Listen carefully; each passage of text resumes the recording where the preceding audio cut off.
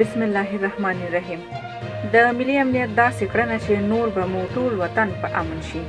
سلام، نن درته ډیر ښکلی راپور لرم. هیله ده تر پایه راسره پاتې شي او که زموږ چینل مو سبسکرایب کړی نه وي نو سهار میډیا چینل درسره سبسکرایب کړئ.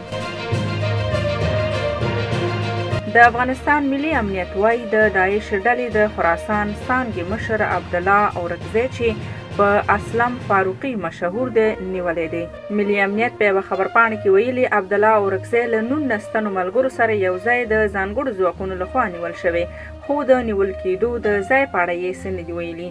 د خبرپاڼې له مخې اسلم فاروقي د خیبر پښتونخوا د اورکزیو سیمې اوسیدونکی دی چې د دغه ډلې د خراسان برخې مشري یې پر غاړه لرله.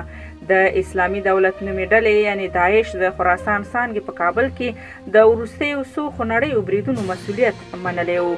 د دغه ډلې وروستي برید کې چې دوی یې پر غاړه اخیستې وه، یوه ځانمرګي بریدګر د سیکانو عبادت ځای کې چاودنه کړې وه او لږ تر لږه 26 تنه یې پکې وژلي او 8 نورو ټپیان کړي وو.